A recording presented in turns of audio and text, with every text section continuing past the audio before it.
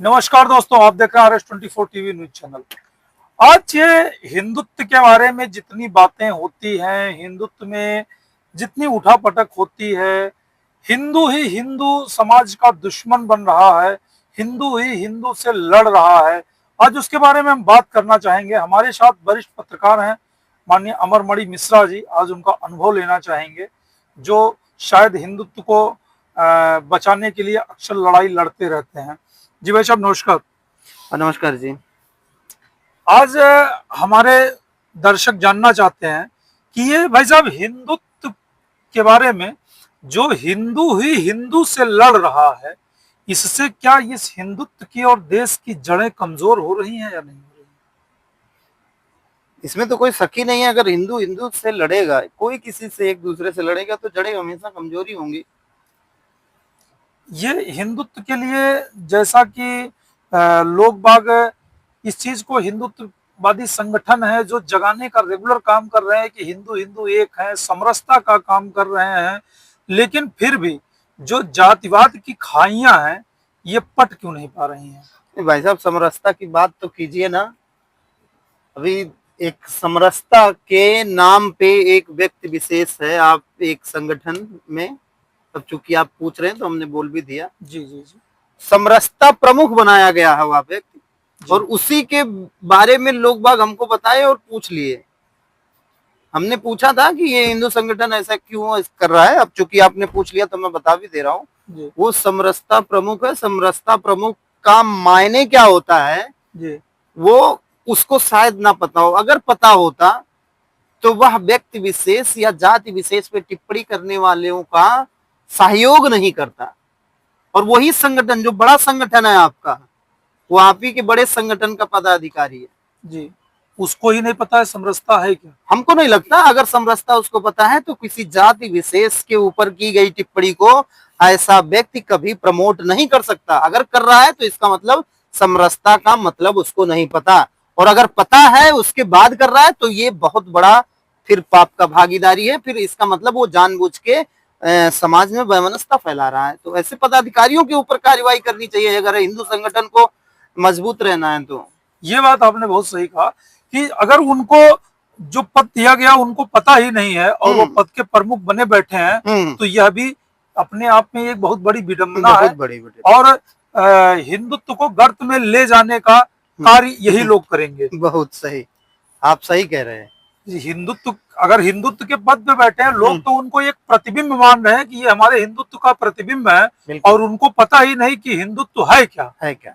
तो उनको हिंदुत्व की लड़ाई लड़ने का या हिंदुत्व के बारे में बोलने का अधिकार नहीं होना चाहिए। नहीं, देखिए, लड़ाई लड़ने का भी अधिकार सबका होना चाहिए और हिंदुत्व पे बोलने का भी अधिकार सबका होना चाहिए। लेकिन हिंदुत्व है क्या, पहले तो इसको समझना चाहिए, उसके बाद फिर आप टिप्पणी कर सकते हैं ना। अगर आप जैसे कि आप रणंजय शुक्ला हैं, तो रणंजय शुक्ला है कौन, जिसको नहीं पता वो नहीं बता पाएगा। लेकिन रणंजय शुक्ला को तो पता है ना कि रणंजय शुक्ला कौन है, तो रणंजय अपने बारे में सारी चीजें बताएंगे। ये हिंदू समाज में आज जो है हिंदू हिंदू से लड़ रहे हैं, और ये कुछ चंद लोगों के नाते लड़ रहे हैं। और क्या आपको यह लगता है कि यह जो हिंदू हिंदू लड़ रहा है, यह उनके अंदर जानकारियों का अभाव है, या वो सच्ची चीजें जान नहीं पा रहे हैं और सिर्फ अपने जातिवाद की बेवकूफी में लड़ रहे हैं? देखिए, क्या है कि जब कोई भी अपने अस्तित्व को जानेगा जी, उसके बारे में उसको ज्ञान होगा, तो अपने अस्तित्व के खिलाफ नहीं जाएगा। अब क्योंकि वाकई में भटक गए हैं कुछ लोग, जिसको अभी देखिए इतने बड़े बड़े सब कथाकार हैं, बता भी रहे हैं। धीरेन्द्र शास्त्री जी को देख लीजिए, उन्होंने कितना मेहनत किया, इस पे कितना प्रयास किया, जगाने का काम किया हिंदुत्व को। बहुत सही बात आपने कहा कि भटक गए हैं। अब मैं आपसे आपके विचार जानना चाहता हूं कि जो भटके हैं उनको रास्ता दिखाया जा सकता है बातचीत के माध्यम से, या उनको दंड के माध्यम से रास्ता दिखाया जा सकता है? सबसे पहला तो तरीका है, बातचीत का रास्ता हमेशा सबके लिए वो जो अच्छा भटके होता हैं है। उनकी जो अज्ञानता है उसको दूर करने की जिम्मेदारी अज्ञानता है। देखिए, पनिश करने से सिर्फ नहीं आ सकती है। अज्ञानता को दूर करने के लिए ज्ञान होना जरूरी है, और उनके अंदर ज्ञान देना जरूरी है। कहीं ना कहीं हम बहुत दूर हैं इस चीज से, और जो हमारे लोग हमसे दूर हो रहे हैं, या जो हिंदुत्व के नाम पे काम भी कर रहे हैं कहीं ना कहीं, या कर रहे थे, लेकिन उनके दिमाग में दूसरा एक कीड़ा जो भरा हुआ है, उसको निकालने की जरूरत है, और जी। उनको समझाने की जरूरत है कि वो एक्चुअल हैं क्या। तो इतने सारे हिंदुत्ववादी संगठन जो हैं, दिन भर जो है इनका एक ही काम है, ये हिंदुत्व में समरसता बना रहे हैं, सबके दिमाग से गंदगियां निकाल रहे हैं, हिंदू हिंदू को एक जोड़ रहे हैं, लेकिन फिर भी हिंदू एक हो नहीं पा रहा है।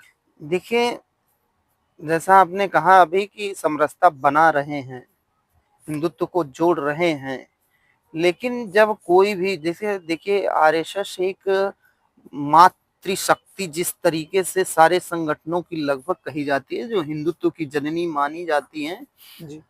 उसमें से जितने लोग भी निकले हैं, जितने भी विंग बने हैं, जितनी शाखाएं लोग बताते हैं कि हैं, जी। उनमें से निकला हुआ व्यक्ति जी। अपने आप में ही एक ब्रह्म की जैसा होता है।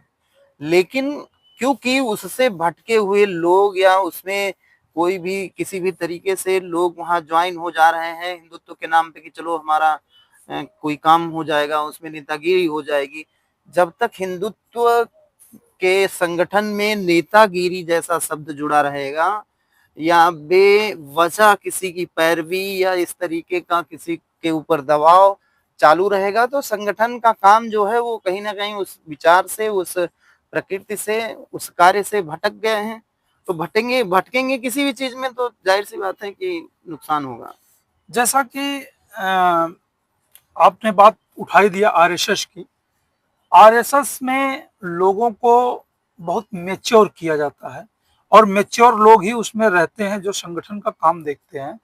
तो क्या लगता है कि जैसे समाज में उसके जो कई विंग हैं, विंग के लोग नेता टाइप के लोगों को अगर संगठन में रख लेते हैं, तो क्या कमियां वहां से होती हैं, या अगर वो पूरी तरह से ट्रेंड हैं, बैठकों में जाते हैं और जो है वर्ग वगैरह करते हैं, तो वो तो मेच्योर हो ही जाते होंगे। किस तरह के लोग इसमें गलतियां कर रहे हैं आपके विचार से? देखिए, कभी भी संगठन सबसे सर्वोपरि होता है, जी। व्यक्ति सर्वोपरि कभी नहीं होता है। जी। और जब संगठन में कभी व्यक्ति सर्वोपरि होगा, तो संगठन कहीं ना कहीं वहीं से कमजोर होना चालू हो जाएगा। ये बात आपने बहुत सब मतलब अ, संगठन में रहने वाला व्यक्ति जो है वो संगठन का बन के रहे, संगठन को अपना न बनावे। नहीं नहीं, देखिए एक दूसरे के पूरक हैं। मेरे ये कहने नहीं, मेरे कहने का मतलब हम्म जो है कि जैसे उस संगठन के हम कार्यकर्ता हैं, जी आप कार्यकर्ता हैं, तो सर्वोपरि संगठन है। जिस दिन दिमाग हम्म, में ये आ गया नहीं संगठन मेरे नाते है, हाँ या ये मैं गलत है। संगठन का बोलबाला मेरे नाते चल रहा है, आदमी के दिमाग में, या आदमी उस संगठन का आदमी नेतागिरी करना शुरू कर दिया, हम्म, तो क्या आपको इन दोनों के बीच की खाई जो है वो क्या नजर आती है? तो देखिए, कभी भी किसी भी व्यक्ति को, जिस भी व्यक्ति के पास अहम आया, उसका सर्वनाश निश्चित है। जी। और कोई भी व्यक्ति अहम नहीं है, जी। वो कहीं ना कहीं यहाँ जो भी पृथ्वी पे आया उसका जाना तय है। जी। तो कभी भी यह किसी भी संगठन के किसी भी पदाधिकारी को यह कभी नहीं सोचना चाहिए जी। कि वही सर्वोपरि है, उसके बाद कोई नहीं है। जी। तो इसकी अगर सोच संगठन से लेके किसी भी विभाग में किसी भी तरह से अगर आ रहा है, तो अपने आप में ये मान लेना चाहिए कि उसका कहीं ना कहीं अंत शुरू हो गया है, वह भयावह होगा। बहुत सही बात आपने कहा। अभी आपने देखा हिंदुत्व के बारे में इतनी अच्छी चीजें बताई गई हैं कि हमारे हिंदू समाज में हो रहे विघटन और टूट रही समरसता को बचाने के लिए क्या क्या करना चाहिए, और संगठन सर्वोपरि होता है, संगठन के नियमों पे काम करना चाहिए। बाकी जो आगे की स्थितियां हैं वो आप देख रहे हैं, RS 24 TV news channel Rahul Pandey के साथ।